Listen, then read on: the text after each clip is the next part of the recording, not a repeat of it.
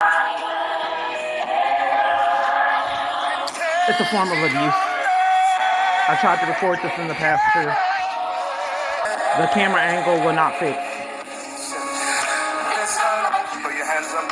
So sometimes I was in tears. You know, I get a tablet or a bigger device and it would do this. Minimize the screen size. And I just was trapped in it. I mean, if you love him, you know what to do.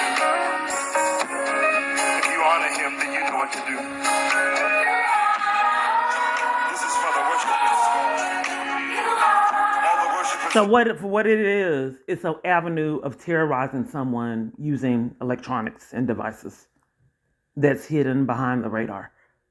It has a statement, but they try to make it blend in with paranoia and mental illness because they know my story is incredible, so they capitalize off of it. And this is how they keep themselves out of prison.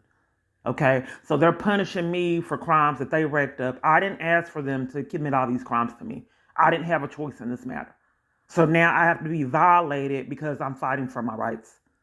And I don't know all the techniques because everywhere I'm at is covering for my abuse and conspiring with it. I don't have the rights that other women have in domestic violence organizations and law enforcement. I call all over the country, and everywhere I'm calling is covering for crimes, as you can see with the Houston call. They don't want me to have any information down to even looking up books online. So I realize it's not an option for me for anyone to give me any knowledge. I realize that I can't do that. So then I want to get the books and then can't do that either. And you think that it's just probably online. It's crazy at libraries.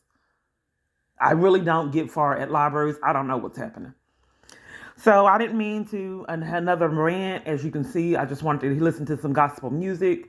And you see the screen size. They just give me something to report to interrupt my day. Nonetheless, it just appears that for mental clarity, I'm denied counseling and all of that.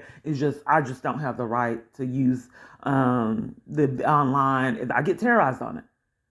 And then even the air fryer, they use that against me. And I've even had issues with watching TV. As you can hear from the hotel witness, Scott, at the Marriott Courtyard off Forest Lane in Dallas. With some bully just simply cutting on the TV. So then after the fiasco with Scott, who had integrity, someone told me a long time ago, I said, no one has integrity. And she said, people have integrity. They're just not allowed anywhere around you. And I said, oh, okay, it makes sense. This was a friend that I had at our Austin Street shelter, Stacy.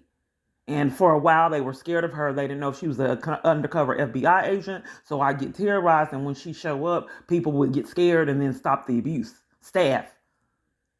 And then when they felt comfortable that perhaps maybe she wasn't undercover, even at Salvation Army of Tyler, there was a new party that came and people were panicking.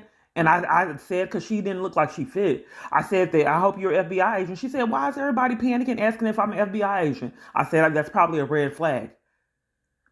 I said that I get terrorized here, and that's probably why they're afraid. This is where the location where someone came at me with staff came at me with a broom, and then someone came at me with a hammer, and staff covered for it, and they deprived me of all services.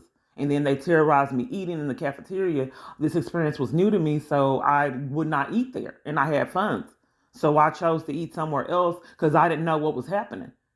And then they had the air on when it was freezing outside. So I had went to my car and I had got a cup that had sat in my car. And I said, do you see this? This sat in my car. Do you see it's froze? She said, yes. I said, why do you guys have the air on? She said, it's automatic. We have nothing. We have no control of it. I said, the ceiling fans too? She said, yeah, the ceiling fans are controlled by another environment, another location. Blatant lies, pathological lies. So everyone, they do this in jail. They inmate in Tarrant County Jail, they said, why did you guys cut the AC on now? And then the guard was trying to get these controlled inmates to be quiet and not talk about it. And then I said, I was watching to make sure that she couldn't signal them because the inmates I'm allowed to be around are in cahoots. They said, she said that it got hotter today. And because they said, no, it didn't. I know some people that were outside. It's not hot. Can you please cut the heat back on? It's freezing in here. They never did. Everyone will suffer in tanks that I'm in. And all of them these are not negotiable. They have to have the air on and the heat. In the cold. Because I'm cold natured. They do it on buses. And that's why they didn't want me checking the heat here. Nonetheless, I'm going to try to enjoy my morning. Like, just, try to listen to music. I bought a device so I can wean off my devices. It's just not safe for me to use them. I get terrorized on them.